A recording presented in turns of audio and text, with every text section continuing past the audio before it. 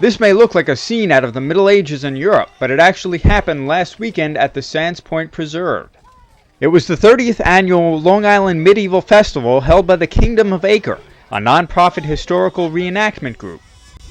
Vera Messina played Queen Andriana. We are an educational organization, much of which you see the sword play is to show people how swordsmen were trained in the Middle Ages, and tournaments are obviously, we don't kill one another, there's no blood, so it's not like the Middle Ages in that regard. We don't want to really hurt anyone. So it would have been how people were trained in tournaments, which were not to the kill, but more to the pleasure, as it were, same as our joust.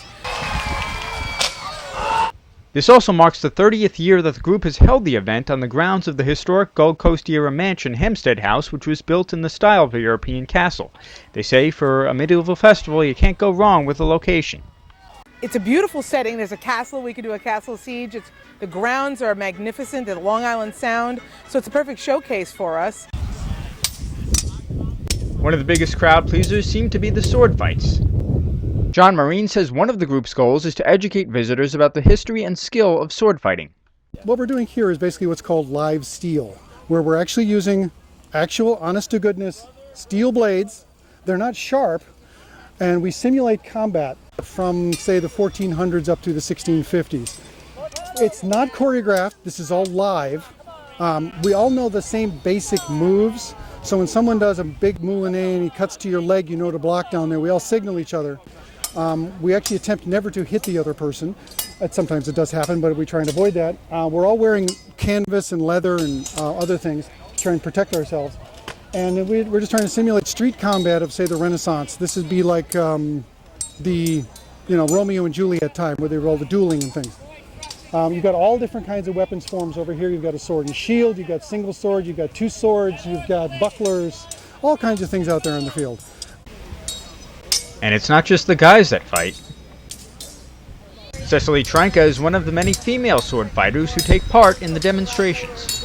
I just love the whole milieu that goes along with it, the atmosphere. It's very Xena warrior princess, I guess would be a way of putting it. Well, for me it has to be skill, because I can't muscle these guys. Sometimes they'll want to grapple, and you've got to learn how to be kind of tricky and shifty and and fast.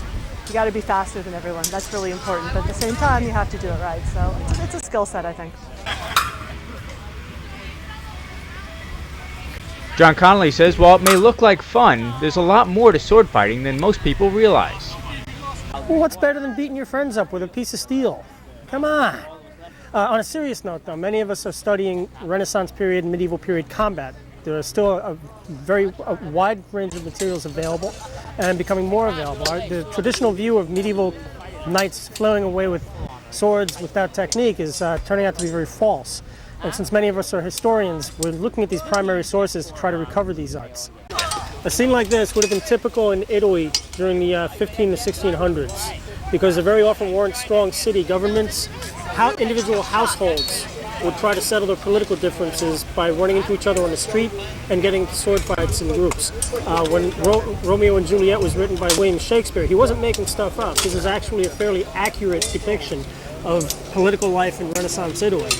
And if your house couldn't persuade the other houses to go your way by this type of violence, very often assassination would be also a tool of resource. So when we talk about blood politics today, we got nothing on the Italians of the Renaissance. Organizers say they hope everyone that came to the fair walked away with a greater appreciation for this time period in history. We do hope to make it fun for a family, but they do take away that we're not here just to put on a show. We're here to show people what the Middle Ages was about. We try and make sure they understand that what we're wearing is real armor. This is not Hollywood style, and that it's heavy, it's hot, it's not comfortable, and that a knight trained, what a knight's life was like, what a jouster's life was like, the real things about the Middle Ages, the more pleasant things we hope they take away. Middle Ages was a very cruel and harsh time period, but we try to capture the best part of that and hope they understand a little bit more about that when they leave here. In Sands Point, Chris Collora reporting.